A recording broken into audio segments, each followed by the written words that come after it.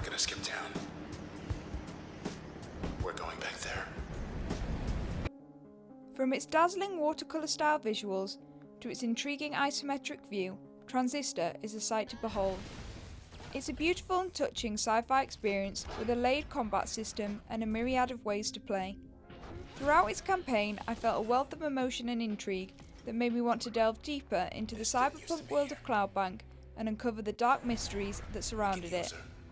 The second of indie studio Supergiant's offerings, their first being Bastion, Transistor is a Tron-esque single-player action RPG. The game encourages you to learn as you play, with very little hand-holding through its deeply unique gameplay and enigmatic story.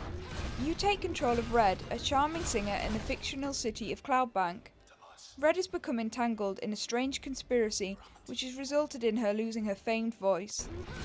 She traverses the world armed with a mysterious weapon called the Transistor, found in the body of a dead man. The Transistor holds the key to Red's voice, but also holds the consciousness of the man she found it buried in. Over its 6-hour campaign, you will be hunted relentlessly by robotic enemies known as the Process, who are in pursuit of the Transistor. But it's the relationship between Red and the man inside the Transistor which really shines, with fantastic and engaging voice acting. I'm so sorry, Red. They took your voice. I couldn't stop them. The relationship feels real and captivating, despite the fact Red cannot talk and can only use her actions to communicate. It's this relationship that will remain throughout as you try to piece together what happened, and it's what stayed with me long after the credits had rolled. I found the gameplay refreshing and rewarding. I never became frustrated when I bit the dust, but rather excited to learn from my mistakes and try new tactics. The game feels almost puzzle-like. It's a mix of real-time combat and a planned attack known as Turn. Turn allows you to freeze time to plan your attack and enables you to backtrack and change your mind, lending itself to lots of experimentation. However, when your actions are locked in, there's no going back. Along with this, you have what's known as functions, and there are 16 in total. Each function costs memory, which you can upgrade as you level up through combat encounters, enabling you to equip more functions at any one time. Functions are varied and all have their own uses, from normal attacks to spawning help in battle. Functions can be mixed and matched to create powerful combinations. They can be used actively, passively, or to strengthen another skill in your arsenal. This gives the game a key element of replayability, coupled with the fact using a function unlocks small parts of the story via the files attached to it. These extra bits of story feel extremely detailed in their own right, leading you to want to discover them all and learn more about Cloudbank's inhabitants. You can even respec your character at any checkpoint, making the possibilities in combat almost endless.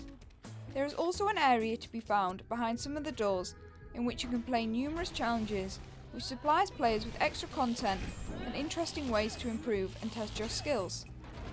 If that wasn't enough, you can make the game more challenging through the use of limiters, which act as debuffs, but reward you with more experience for your trouble.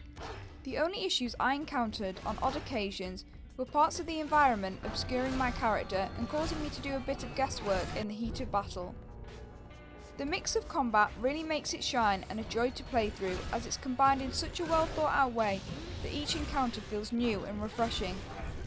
Transistor features a beautiful watercolour-like art style with crisp neon colours. Enemies are unique and environments are well detailed, and the character design is visually stunning, from Red's fiercely auburn hair to the glow of the Transistor. With Red having lost her voice, a lot of the story is told through the visuals, and these artful moments are immensely powerful. Even 4 years on, this game's art design still looks phenomenal. Coupled with its eclectic score, it's one you won't quickly forget. When the credits rolled at the conclusion of Transistor and the final score kicked in, I immediately wanted more of this world. I wanted to go back and replay it and discover every detail of the world I'd become so immersed in. From its visuals and sound to its refreshing combat system, it's not only an enjoyable game, but one that has heart and really stands out.